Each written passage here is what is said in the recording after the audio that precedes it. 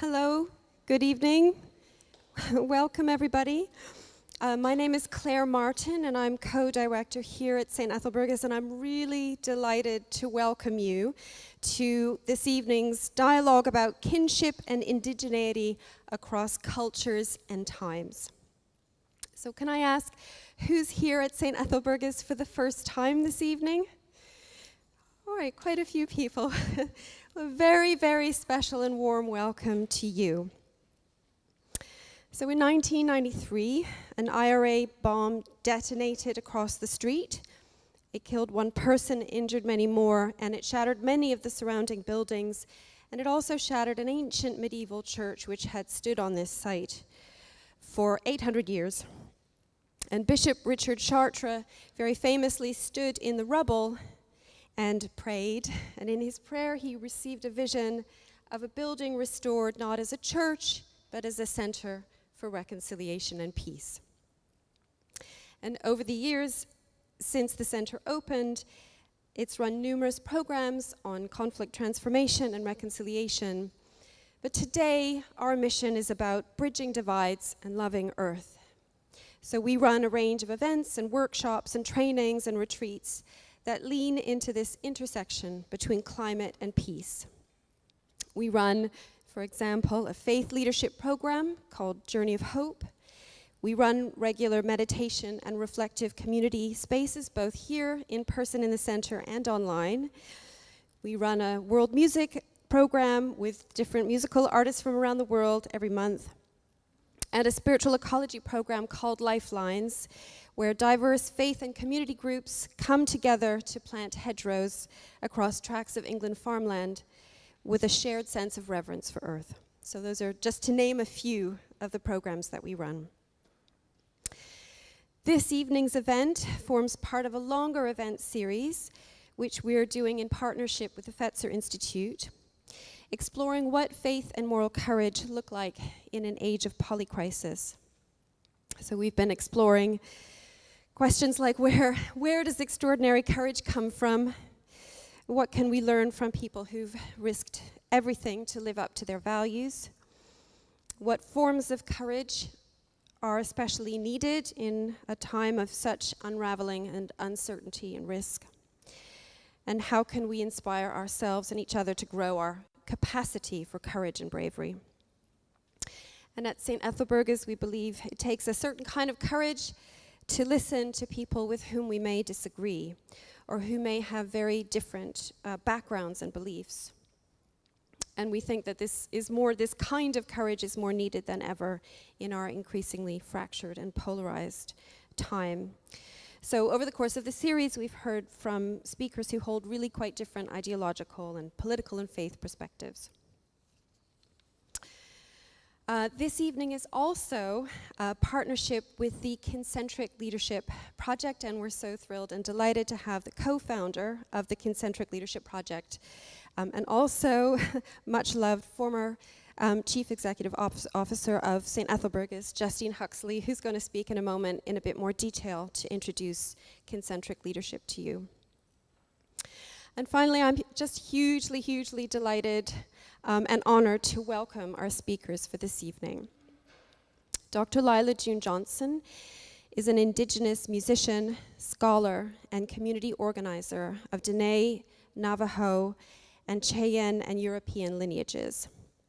Her message focuses on Indigenous rights, supporting youth, traditional land stewardship practices, and healing intergenerational and intercultural trauma. She blends her study of human ecology at Stanford, graduate work in Indigenous pedagogy, and the traditional worldview she grew up with to inform her music, perspectives, and solutions. Angharad Wynne leads retreats, storytelling gatherings, ceremony, dreaming circles, writings, and pilgrimages. These are conceived as radical acts of remembering our soulful, deep humanity and reweaving ourselves back into fully engaged participation within the web of life. Angharad is a published poet and writer, a storyteller, speaker, teacher, and expedition leader. She is the founder of Dreaming the Land, an animate earth collective, and she also leads ~Ța~dę-nai, a 3-year program exploring the native spiritual traditions and practices of the British Isles. So please join me in giving a very, very warm welcome to our speakers and our facilitator for this evening, Կૃեցին HDZ, Lyla Johnston, and Angharad Wynne.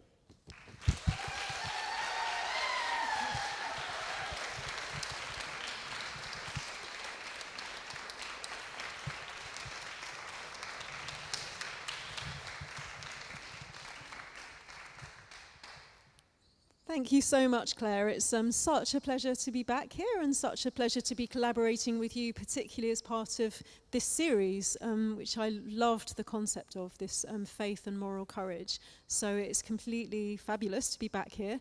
It's also terrifying that I can't see anyone past the first row because these lights are kind of making me feel like a very badly prepared rock star. I think you probably feel quite comfortable, Lyla, don't you? Because you're used to being a rock star or something. So I can't see anyone. So if I've been rude and ignored anyone, then please forgive me, because I can literally only see these first 7 people. So I'd like to say something about kin-centric leadership before we do a little exercise in pairs and then begin our conversation with our 2 wonderful speakers. So kin-centric leadership is a project that currently sits under the Global Eco-Village Network umbrella and was founded by myself and Կૃեցինផաջողի about a year ago.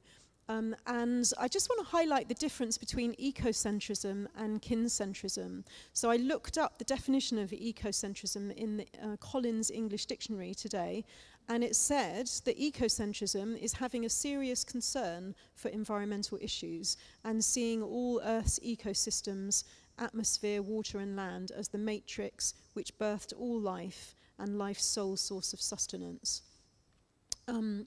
And kin-centric, on the other hand, which is a term that was coined by indigenous leaders Enrique Samon and David Martinez originally, expresses this slightly deeper relationship with the more than human world. So it highlights the sentience and the intelligence and the communicative capacity and the personhood and the agency and the equality of the more than human world, and sees us as equal, and also that it's a relationship of kinship, a relationship of kin, that we're family with the more than human world. And so the vision of kin-centric leadership of our project is that we want to see a future where everyone, and we mean everyone, knows that we're part of a living, intelligent Earth. And that we also want to lay the foundations for a new or new ancient form of leadership which uses this notion of kinship as its root. So we draw on many different knowledge streams in that work, but particularly we draw on indigenous wisdom, and we draw on the revolution going on in the world of science around animal and plant intelligence, and we draw on practices around nature connections such as wilderness solos. And what we do is we design retreats that give people an immersive experience of that kinship, and we work with a global community of practice that stretches actually from Hawaii to Vietnam currently, and those people are our co-researchers working with this question of what does kincentrism look like when it's channeled into our leadership in various different concepts, in various different contexts. So we understand the roots of the polycrisis and all the various different aspects of that crisis as being a result of our dysfunctional relationship with the Earth. And so our belief is that in all of our responses to climate breakdown and to this crisis, unless we actually act from within the web of life, you know, on behalf of the web of life, rather than just acting as humans for humans, unless we do that, we're just replicating the source of the crisis in the first place, and we're just caught in this endless cycle of extraction. So the indigenous worldview and life ways of traditional peoples and the plight of indigenous peoples across the world are really central to our work and have been a key part of my own journey that's led me to set up this new piece of work. And I've been, you know, very deeply influenced by people such as Lyla and her mother, Pat McCabe, who many of you know, and Կૃեցին Ghost Horse, and many other Indigenous elders that have kind of led me to this work and the contribution that we try and make. So this evening we've got a very unusual conversation between an Indigenous Turtle Islander and an Indigenous Welsh woman. So both exploring this theme of indigeneity from very different contexts. So I'm sure you're dying to get to our speakers, but I would love to just warm us up to the theme a little bit and to invite you to just turn to someone, hopefully someone you don't know, but or otherwise just someone you're sitting close to, and just say, what is indigeneity for you? You know, why did that theme draw you here this evening? What does it mean for you, and why were you drawn to be here? So just like a minute each to introduce yourself and share something about that.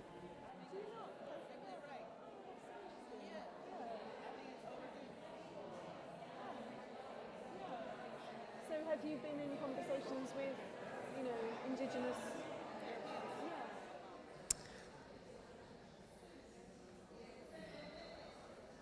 Wonderful, wonderful. And the second thing I'd like to invite us to do before we go to our speakers is just to have like a moment of bringing into our hearts, you know, a place that we feel deeply connected with. You know, so this is about connection to earth and connection to place.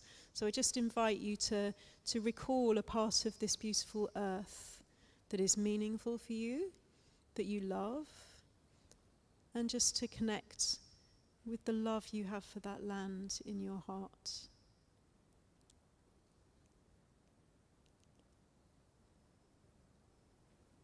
And if that's a slightly painful thing to be focusing on, I just invite you to be with the complexity of that for a moment.